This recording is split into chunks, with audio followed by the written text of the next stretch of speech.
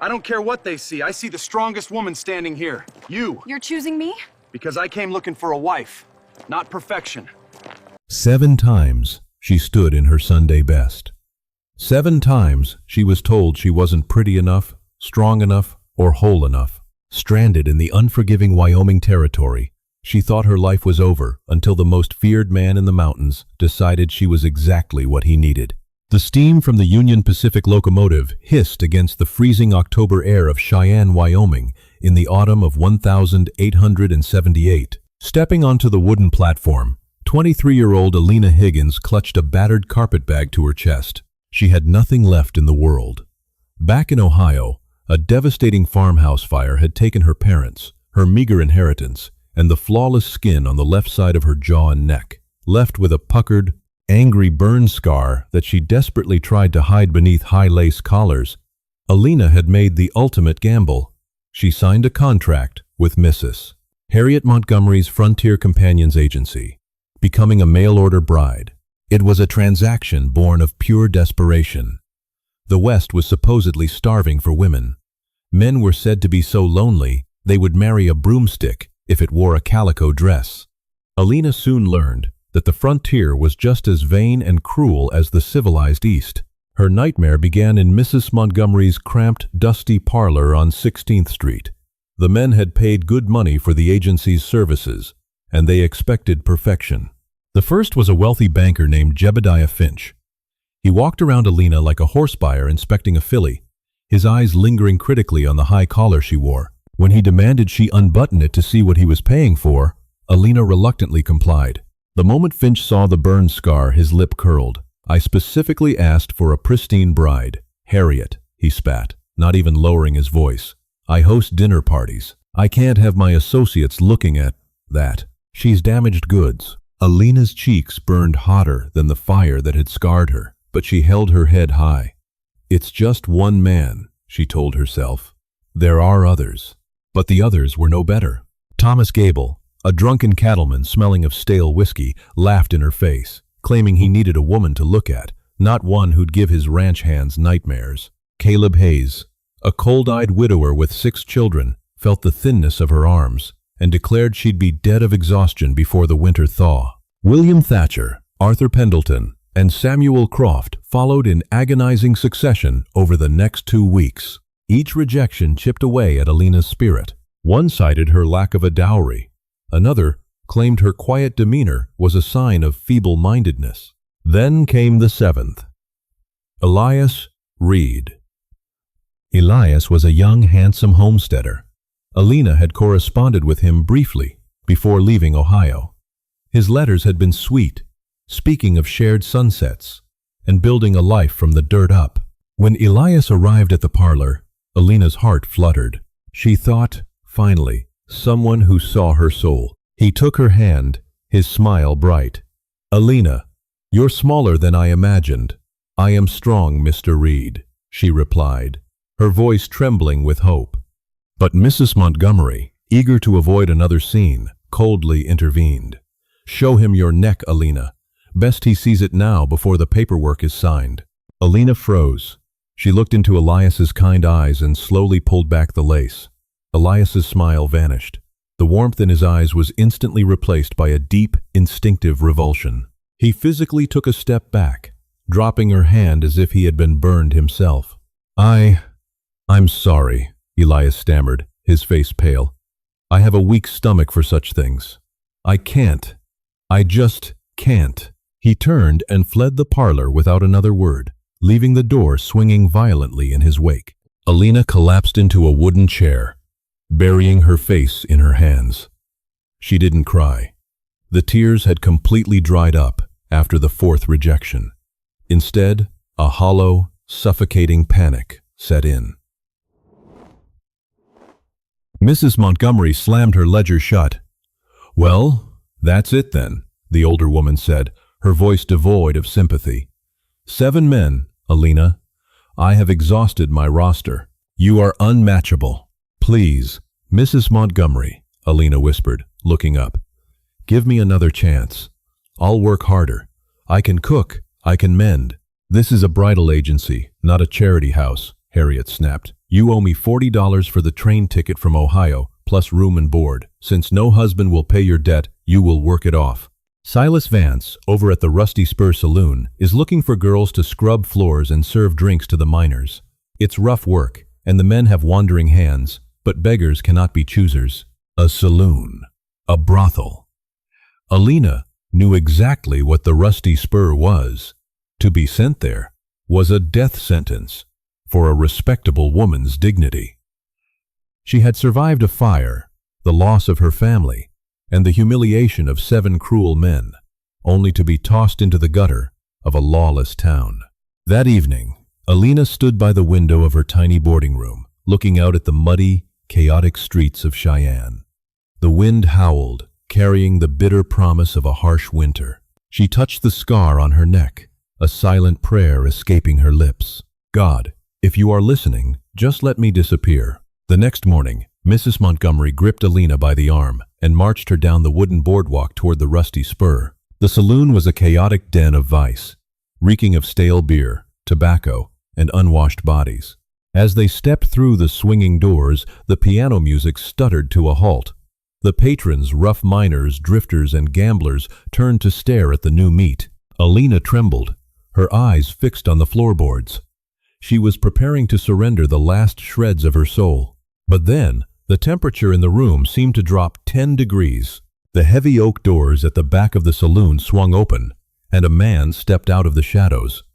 The entire saloon went dead silent. Even the bravest, drunkest miners backed away from the bar, giving him a wide berth. He was a mountain of a man, easily standing over 6 feet 4 inches, clad in thick buckskin and heavy furs that made him look more bare than human. A thick, dark beard covered the lower half of his face, but it couldn't hide the jagged 3-claw scar that ripped diagonally across his left cheek and over the bridge of his broken nose.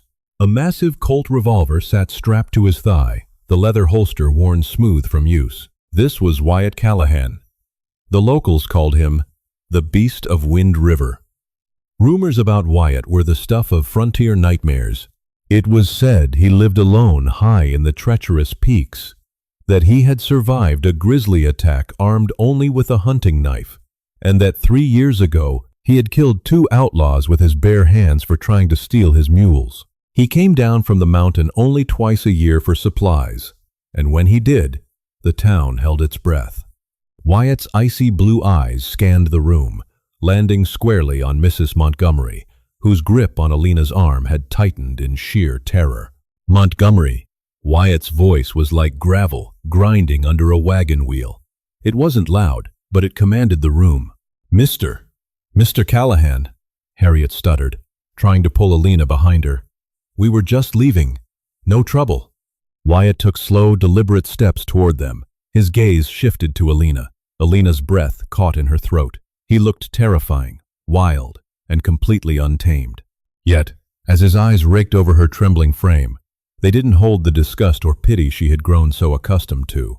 They held a strange, intense calculation. She, one of your brides? Wyatt asked, stopping a few feet away. She was, Harriet said nervously, but she's unfit, badly scarred. None of the men wanted her. I'm taking her to the proprietor here, to work off her travel debt. Wyatt's jaw tightened. He looked at the leering faces of the miners in the saloon, then back to Alina. He saw the high lace collar, the terror in her posture, and the profound, crushing defeat in her eyes. How much is the debt? Wyatt asked. Harriet blinked. Excuse me. Clean out your ears, woman. How much? $40, plus 10 for the agency fee. Without taking his eyes off Alina, Wyatt reached into his heavy coat. He pulled out a leather pouch and tossed it onto the nearest poker table. It landed with a heavy, metallic thud. There's $100 in solid gold nuggets in there, Wyatt rumbled. Her debt is paid. The contract is mine. The saloon erupted in hushed gasps. The Beast of Wind River was buying a mail-order bride? Alina's heart hammered against her ribs like a trapped bird. Had she just been rescued from a brothel, only to be bought by a murderous savage? She opened her mouth to protest, to beg Harriet not to leave her with this giant, but Harriet was already snatching the gold pouch off the table with greedy hands. She's all yours, Mr. Callahan, Harriet squeaked. practically shoving Alina forward before scurrying out the saloon doors. Wyatt looked down at Alina. Up close, he smelled of pine needles, wood smoke, and old leather. "Where are your things?" he asked softly, a stark contrast to his intimidating presence. My bag is by the door," Alina whispered, her voice shaking. Wyatt walked over, scooped up her heavy carpet bag effortlessly with one hand, and gestured toward the door. "Wagon's outside. We have a 3-day ride ahead of us, and the snow is coming. Move." The journey to the Wind River Range was a grueling descent into isolation. Alina sat stiffly on the wooden seat of the buckboard wagon, wrapped in 3 wool blankets Wyatt had tossed her. For the first 2 days, he barely spoke. He handled the team of draft horses with expert precision, his eyes constantly scanning the tree line. Alina's mind raced with dark, terrifying thoughts. Why had he paid so much for her? The other men wanted a pretty ornament or a robust workhorse. She was neither. Was he taking her deep into the wilderness to be his prisoner? A slave to his desires, far from the reach of the law? Every time she looked at his massive, scarred profile, fear clenched her stomach. On the 3rd evening, as the wagon climbed higher into the unforgiving altitude, a brutal snow squall hit. The wind shrieked, biting through Alina's coat. She was shivering violently, her lips turning blue. Wyatt halted the wagon. Without a word, he climbed into the back, rummaged through his supplies, and pulled out a massive, heavy buffalo hide. He climbed back onto the seat and threw it over her, tucking it tightly around her shoulders. "Don't freeze to death on me now," he muttered. Alina looked at him, confused by the sudden, rough gesture of care. "Why did you buy me, Mr. Callahan?" she blurted out, the cold stripping away her filter. "I know you heard Mrs. Montgomery. I am scarred. I am weak. I have nothing to offer a man like you." Wyatt kept his eyes on the snowy trail. For a long moment, the only sound was the crunch of hooves and the howling wind. Finally, he spoke. "I saw those men looking at you in that saloon like you were a piece of meat to be chewed up and spit out," Wyatt said, his voice carrying over the wind. "I know what it's like to be stared at, to have people judge you by the marks on your flesh rather than the content of your character. I didn't buy a wife, Alina. I bought a soul out of purgatory." Alina was stunned into silence. Hours later, the wagon finally crested a ridge, revealing a hidden valley surrounded by towering, snow-capped peaks. Nestled in the center, smoke billowing from a stone chimney, was a massive, beautifully constructed log cabin. It wasn't the crude shack she had expected. It was a fortress, built with care and precision. Wyatt brought the horses to a halt and helped her down. Inside, the cabin was warm, surprisingly clean, and smelled of cedar. There was a large hearth, a sturdy oak dining table, shelves lined with books, and in the corner, a single, large bed covered in quilts. Alina's anxiety returned in a rush as she looked at the bed. There was only one. Wyatt carried her trunk inside and set it down. He walked over to a heavy wooden chest, pulled out a thick bedroll, and tossed it onto the rug in front of the fireplace. "You take the bed," Wyatt said, unbuckling his gun belt and hanging it on a peg. "I sleep by the fire. Always have." Alina stared at him, bewildered. You don't expect?" Wyatt stopped and looked her dead in the eyes. "I bought your freedom, Alina, not your body. You're safe here. Nobody will ever look at you with disgust again. You keep the cabin, cook the meals, and help me with the pelts. We live in peace. That's the deal." As Wyatt turned his back to stoke the fire, Alina stood in the center of the room, overwhelmed by a bizarre mix of relief and utter confusion.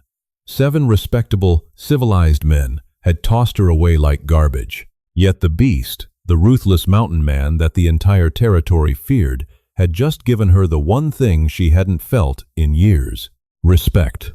But as Alina would soon discover, Wyatt Callahan had deadly enemies, and the mountain held secrets much darker than the scars on his face. The peace he promised her was a fragile illusion, and her presence in his cabin had just ignited a fuse that would threaten to burn both their lives to the ground. The first month in the Wind River Mountains tested every ounce of Alina's endurance. The winter of 1878 was unforgiving, burying the cabin under 4 feet of relentless howling snow. But inside the heavy log walls, a strange, quiet rhythm took hold. Alina took charge of the domestic sphere with a fierce, unspoken gratitude. She baked sourdough bread, mended Wyatt's heavy canvas coats, and kept the hearth blazing. Wyatt, true to his word, never demanded anything of her beyond her share of the chores. He spent his days chopping wood, checking his trap lines, and preparing pelts. At night, he slept on his bedroll by the fire, his massive Colt revolver always within arm's reach. They were two ghosts sharing a haunted house, circling each other with cautious respect. It was during the long, dark evenings that the ice between them began to thaw. Wyatt had a surprisingly vast collection of books, Dickens, Thoreau, and worn volumes of ancient history. One evening, noticing Alina staring longingly at a copy of A Tale of Two Cities, Wyatt simply slid it across the oak table toward her. "Read it out loud," he murmured, whittling a piece of pine. "My eyes get tired by the firelight." Alina's voice, initially trembling and soft, grew stronger as the nights passed. She found herself watching Wyatt as he listened. Without the intimidating glare of the saloon, she saw the exhaustion in his posture, the deep-seated sorrow in his icy blue eyes. The turning point came in late November. A sudden, violent fever took hold of Wyatt. The beast of Wind River was reduced to a shivering, delirious wreck on his bedroll, his skin burning to the touch. Alina did not panic. She had nursed her parents through the cholera outbreak of '74. She knew how to fight a fever. For 3 days and nights, she barely slept, pressing snow-soaked rags to his forehead, forcing willow bark tea past his chapped lips, and keeping the fire roaring. On the third night, his delirium broke.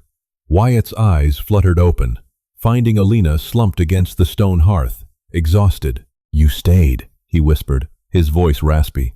"Where would I go, Mr. Callahan?" Alina replied, offering a weary half-smile. "Besides, a deal is a deal. I keep the cabin. You keep me safe." Wyatt slowly pushed himself up on his elbows. He looked at her, truly looked at her, for a long time. Then he reached out a massive, calloused hand. Alina instinctively flinched, turning the scarred side of her face away from the firelight. "Don't hide," Wyatt said softly. His rough fingers gently touched the puckered, angry skin of her jaw. There was no disgust in his touch, only reverence. "Fire takes what it wants, Alina, but it leaves the steel behind. You are the strongest woman I have ever known." Tears, hot and sudden, spilled over Alina's eyelashes. For the first time since the farm burned in Ohio, she didn't feel ugly. She felt seen. But as the fever left him, a dark urgency returned to Wyatt's eyes. He began checking his rifle compulsively and pacing the cabin floor. Alina knew something was terribly wrong. "Wyatt, what are you expecting?" she asked one evening, using his given name for the first time. Wyatt stopped pacing and looked out the frosted window. "You think I live up here just because I like the cold, Alina? I'm hunted." He sat her down and poured a measure of rye whiskey, pushing it toward her before taking one himself. He finally revealed the dark truth behind the beast moniker. 3 years ago, Wyatt had struck a massive gold vein in the Sweetwater district, but the claim was highly coveted by a ruthless Cheyenne cattle and mining syndicate led by a corrupt baron named Hiram Miller. "Hiram didn't want to buy me out.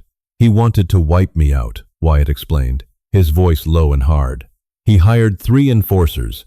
They ambushed me at my camp, tied me to a spruce tree, slit my side, and left me bleeding to attract the grizzlies." Alina gasped, covering her mouth. "The bear came. That's where I got this." Wyatt traced the 3 jagged claw marks across his face. "But the beast didn't kill me.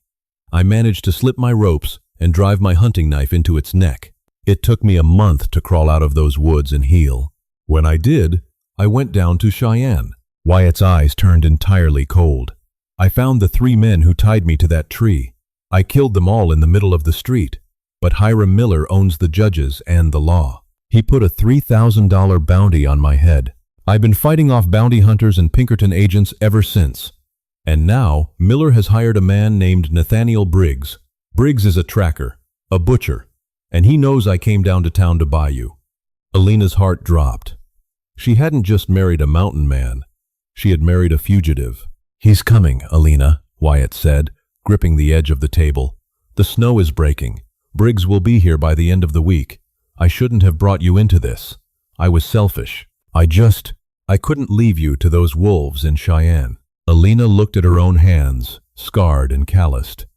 She looked at the man who had traded his gold to save her dignity. "You didn't force me into a wagon, Wyatt. You saved my life," Alina said, her voice steady and resolute. "And if Mr. Briggs is coming, he's going to find out that there are two beasts on this mountain." The ambush came just before dawn on a frigid December morning. The first warning was the sharp, panicked whinny of the draft horses in the barn. Wyatt was awake in an instant, rolling off his bedroll with his Winchester rifle already in his hands. He kicked the hearth fire out, plunging the cabin into pitch darkness. "Stay low. Get under the bed," Wyatt commanded, tossing Alina a heavy, double-barreled shotgun. "If anyone but me comes through that door, you pull both triggers." Before Alina could protest, the front window shattered inward, raining deadly shards of glass across the floorboards. A volley of gunfire erupted from the tree line, the heavy lead slugs tearing into the thick log walls. Wyatt kicked the front door open, diving onto the snowy porch and returning fire. The crack of his Winchester echoed through the valley like thunder. Alina heard him yell as he laid down covering fire, aiming at the muzzle flashes in the pre-dawn gloom. There were at least 4 of them. Alina huddled beneath the heavy oak bed frame, the shotgun heavy and cold in her shaking hands. The acrid smell of gun smoke filled the cabin. She heard the agonizing thud of a bullet striking meat, followed by a sharp curse from Wyatt. "Wyatt!" she screamed. "Stay down," he roared back. But Alina couldn't stay down.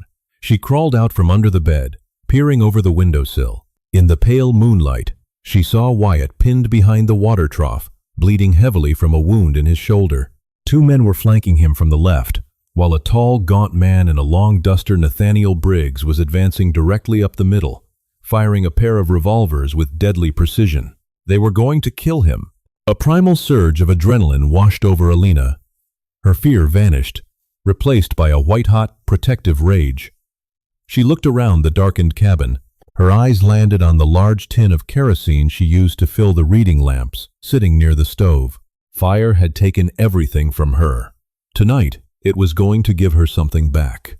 Alina grabbed the tin and unlatched the heavy wooden side door of the cabin, which opened out near the woodpile. She slipped out into the biting cold, unseen in the chaos of the gunfight. The 2 men flanking Wyatt were creeping along the side of the cabin, totally focused on their prey. Alina unscrewed the cap and hurled the heavy tin of kerosene directly at the men. It splashed over their heavy wool coats and into the snow beneath their boots. "Hey!" Alina screamed at the top of her lungs. The men spun around, raising their rifles at the frail-looking woman. Without hesitation, Alina struck a parlor match against the rough logs of the cabin and tossed it directly into the puddle of kerosene. Whoosh! The winter air ignited into a brilliant, roaring wall of orange flame. The 2 men screamed, dropping their weapons as the fire caught their kerosene-soaked coats. They threw themselves into the deep snow, rolling frantically to extinguish the blaze, completely removed from the fight. The sudden explosion of light and sound distracted Briggs. He turned his head toward the fire, wide-eyed. It was the only opening Wyatt needed. Rising from behind the trough, despite his bleeding shoulder, Wyatt leveled his Winchester and fired a single, deafening shot. Briggs crumpled backward into the snow, dead before he hit the ground. The 4th man, seeing his leader fall and his companions screaming in the snow, dropped his rifle, turned, and bolted blindly back down the mountain trail. Silence slammed back down onto the valley, broken only by the crackle of the dying flames and the heavy, ragged breathing of the survivors. Alina dropped to her knees in the snow, the adrenaline leaving her body in a rush. Wyatt stumbled toward her, clutching his bleeding shoulder. He dropped his rifle and fell into the snow beside her, pulling her fiercely into his uninjured arm. "You foolish, brave woman," Wyatt breathed, burying his face in her hair. "You could have been killed."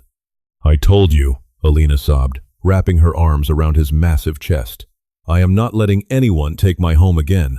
They patched Wyatt's shoulder by the light of a single lantern. It was a clean through-and-through shot, painful but not fatal. As Alina wrapped the final linen bandage tightly across his chest, Wyatt caught her hand. "The bounty will still be there," Wyatt said quietly, his eyes searching hers. "Hiram Miller won't stop. "It's not safe for you to stay here, Alina. I have enough gold hidden away to send you to San Francisco. You can start over. Be a free woman." Alina looked at the brutal scars on his face, then gently placed her hand over his heart. "My contract says I belong to Wyatt Callahan," Alina said, a fierce smile touching her lips. "And I have never been a woman to break a contract. We will go deeper into the mountains. We will build a new cabin. And if Hiram Miller sends more men, we will bury them too." Wyatt's icy blue eyes softened, welling with an emotion he hadn't felt in a lifetime. He leaned down and pressed his lips to the scarred side of her face, kissing the very marks that the world had despised. "Then we ride at first light, Mrs. Callahan," he whispered. They left the Wind River cabin burning as a funeral pyre for the men who had come to ruin them, disappearing into the treacherous, uncharted peaks of the Rockies. Legend says that Hiram Miller's syndicate eventually collapsed under federal investigation by U.S. Marshal Thomas Jefferson Carr. But the bounty on the beast of Wind River was never collected. Some folks in Wyoming still whisper that if you go high enough into the crags, you'll find a hidden valley where a giant of a man and a woman with a face forged in fire built a love that not even the Wild West could break. Did Alina and Wyatt's incredible story of survival and love keep you on the edge of your seat? The Wild West was a harsh frontier, but sometimes the most broken souls forge the strongest bonds. If you loved this historical romance drama, hit that like button to support the channel. Don't forget to share this tale with your fellow history buffs, and subscribe for more thrilling, real-life frontier stories. Ring the bell so you never miss an adventure.